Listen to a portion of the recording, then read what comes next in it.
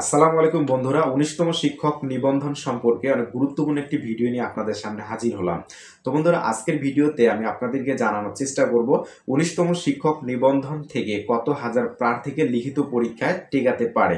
আপনারা জানেন যে ১৮তম শিক্ষক নিবন্ধন থেকে প্রায় ৮৪,০০০ অর্থাৎ ৮৩,০০০-এর উপরে প্রার্থীকে কিন্তু টিকিয়েছে। তো অনেকের মনে প্রশ্ন জেগেছে, যারা ১৮তম নিবন্ধনে টিকতে পারেননি তাদের মনে প্রশ্ন জেগেছে, যারা ১৯তম নিবন্ধনে পরীক্ষা দিবেন তাদের মনে কিন্তু একটি প্রশ্ন জেগেছে যে ১৯তম নিবন্ধনে কত প্রার্থীকে টিকাতে পারে। যেহেতু ১৮তম নিবন্ধনে ৮০,০০০-এর উপরে প্রার্থীকে টিকিয়েছে, তো ১৯তম নিবন্ধনে কত টিকাতে পারে বা শিক্ষকের সংকট কেমন রয়েছে এই বিষয়টা নিয়ে কিন্তু আপনারা জানতে চান, সবসময় আমাকে প্রশ্ন করে থাকেন।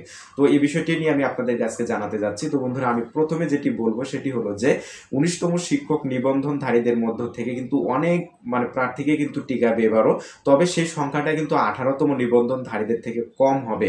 আপনারা জানেন ১৮তম নিবন্ধনধারীদের মধ্য থেকে কিন্তু প্রায় ৮৪,০০০ জন প্রার্থীকে লিখিত পরীক্ষায় টিকিয়েছে, কিন্তু ১৯তম শিক্ষক নিবন্ধনে কিন্তু এত টিকাবে না। তবে এই সংখ্যাটা কিন্তু অবশ্যই ১৭, ১৬, ১৫ এর আগে যে নিবন্ধনগুলো চলে গেছে সেগুলোর থেকে অনেক বেশি হবে, অর্থাৎ প্রার্থীর সংখ্যা টেকানোর।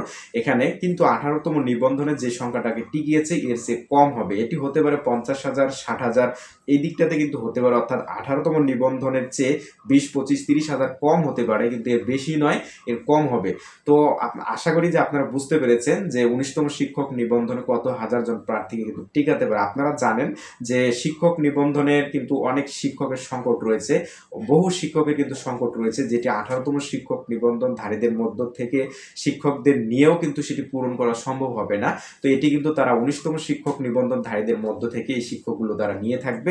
সেক্ষেত্রে কিন্তু এই ১৮তম এবং ১৯তম দুই নিবন্ধনধারীদেরই কিন্তু একটা বড় সুযোগ রয়েছে শিক্ষক হওয়ার জন্য। যারা একটু ভালো মেধাবী রয়েছেন, যারা একটু ভালো পড়াশোনা করেন, বইয়ের সঙ্গে যারা সময় দেন, তারা কিন্তু আমি আশা করি ১৯তম নিবন্ধনে টিকতে পারবেন।